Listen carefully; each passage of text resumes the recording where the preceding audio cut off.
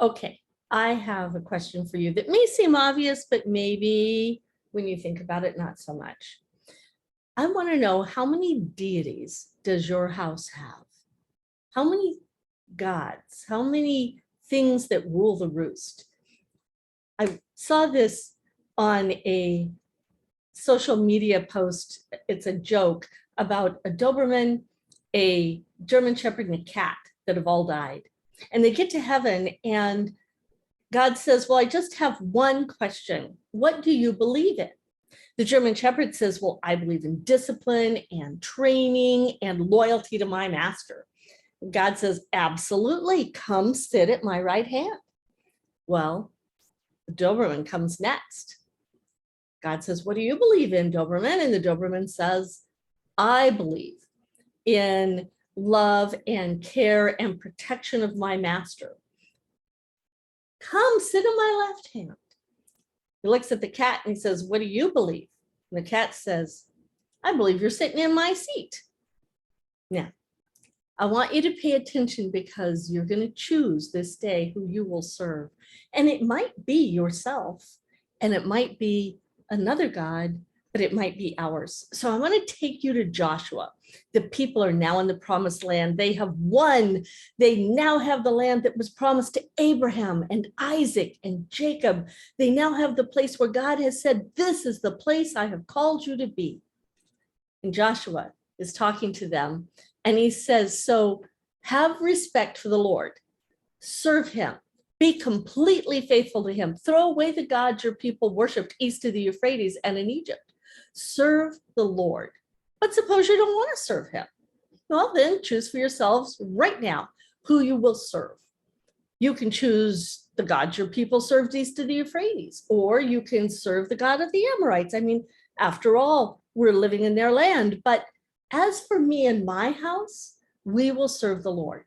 So this first part of chapter 24 says, what God requires is that we have respect, that we serve him, that we be faithful, and that we throw away any alternatives. What we want is options.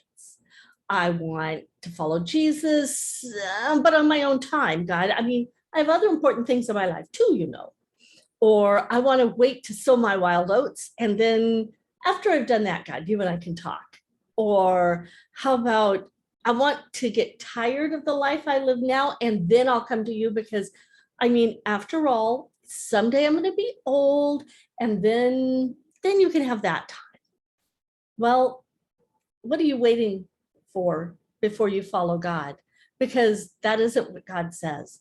Joshua says, choose this day who you will serve, not someday in the future. So we choose what we want. We choose who we will serve.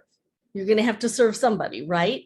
So how many deities does your home have? The answer might surprise you. There may be somebody, a little catty sitting on the throne. Maybe it's you. How many deities do you have? Because there's this great song by Francis J. Crosby, and it's one I remember from my childhood. And in my childhood, I remember this song touching my soul. The first chorus, the first verse of it is, Jesus is tenderly calling you home, calling today, calling to stay. Why from the sunshine of love will you roam farther and farther away? Calling today, calling today. Jesus is calling, he's tenderly calling today. There's many more verses, and I encourage you to look it up if you want some ways to remember God is calling you back home. He wants to be your God. He wants no one else in his seat. So will you be the lab, the Doberman? I'm sorry, the German Shepherd, the Doberman, or the cat?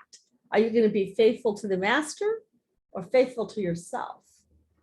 How many deities does your house need anyway? Here's your challenge for this week. Are you ready? I want you to work with your person and or your pastors to get rid of all of the alternatives and choose this day who you will serve. But as for me and my house, we're going to serve the Lord. By the way, hang on to this image because it's going to come up in the next couple of weeks too. See you soon.